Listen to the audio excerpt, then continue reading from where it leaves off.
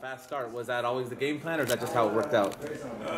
Just kind of how it worked out. You know, I never go into a fight with like a super strict game plan. I go in there and just go off how I feel, what I feel needs to be done. You know, if I need to pick it up, slow it down, because I may get in there, like we talked before the fight, and feel like I have to do exactly this one thing, but the fight may not call for that. So I got in there and felt like just, you know, picking up the pace, picking up my punch output, and yeah, it worked out. You dropped him twice early in the fight. Do you think your power surprised him a little bit? Because he kind of had like an embarrassed kind of look on his face, like it's supposed to be the other way around. I'm supposed to be knocking him down. Yeah.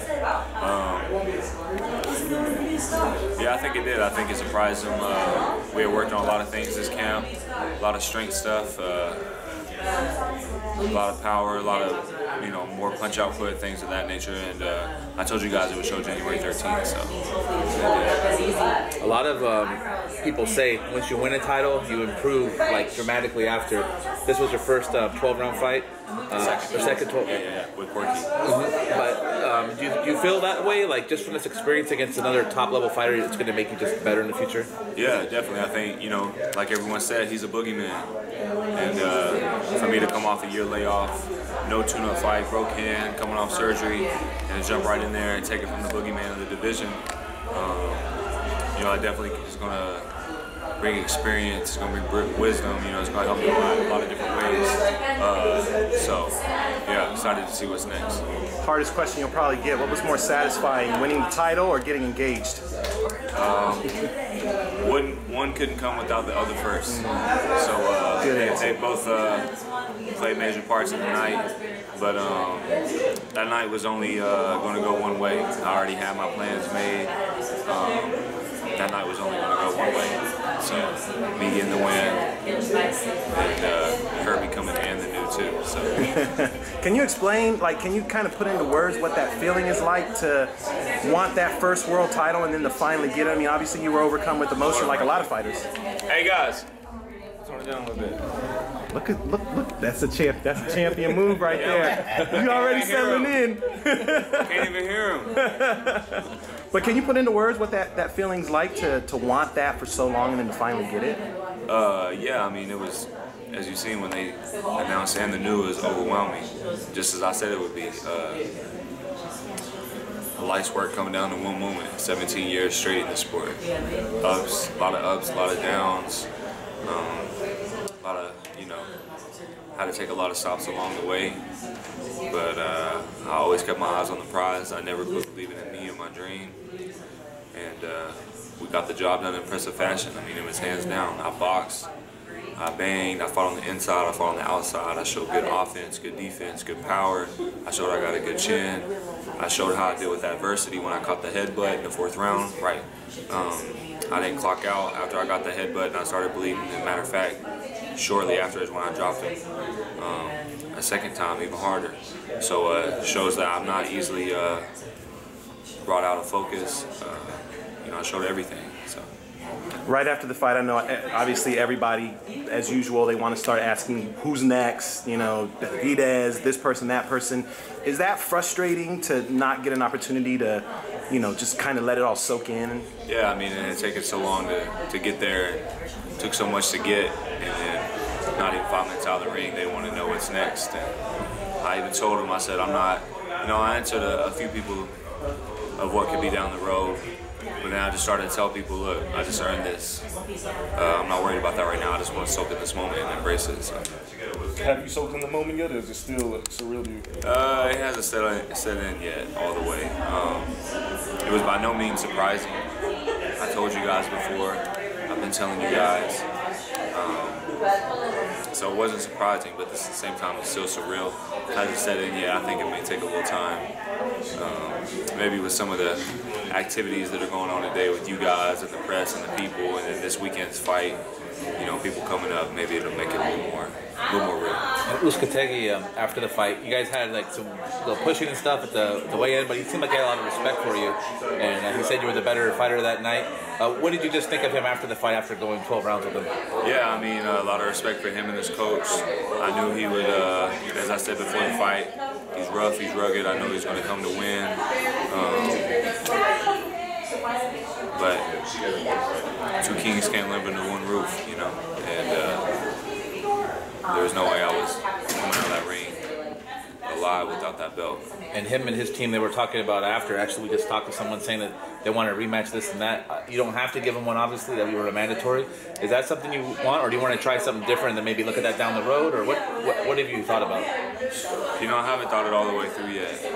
There's a lot of options about coming about.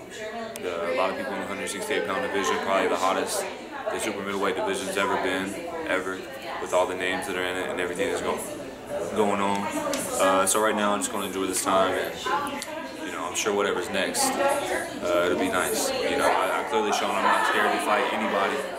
Like, as I said, I haven't fought in a year, going off the pro can. And who do I step up and fight? You don't see many people doing that these days. You see people playing it safe. I didn't take the safe route to get here, and I'm not going to, take the safe route to stay here.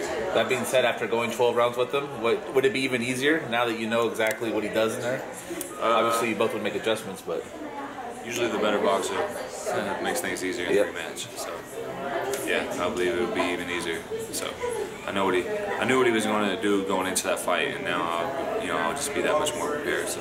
How satisfying was it to prove a lot of people wrong? Because you came to that fight like a 3-1 underdog, and a lot of people knew that it was more like a 50-50 fight. But when it was all said and done, did you feel like, all right, you guys should know now, like, stop that? I feel like a lot of the boxing heads, they knew it was going to be a closer fight than what some of what we call casuals, or the bookies and stuff were calling it. But it felt good, like. That's one of my favorite things, proving people wrong. I've been doing it my whole life. You know, if you look through, even through the amateur tournaments, people, they didn't expect me to do what I was going to come in and do. And then I do it, and I just look at them like, what's next? So, yeah, it was exciting. It was a good feeling. Does it get a little bit different now that you may be the favorite heading in the fights and people aren't doubting you anymore? I had been that in every fight before this one. You know, a lot of people said Porky was going to knock me out. But most people knew I was going to win that easy. So I've been the B side throughout my whole life. I've been the A side throughout my whole professional boxing career. So whichever, it don't matter who's A and B. The A side is who gets the hand raised at the end. Who do you got on Saturday night with Pacquiao and Broner? I'm just looking to enjoy a big fight. You know, Broner, he's always been cool and nice, respectful to me and Jordan. So I know him on a personal level, so I'll be rooting for him. But just like most people, which one shows up? So. Have you been back to Tennessee, or when you plan to go? We'll be back sometime in February. Got to get my belt.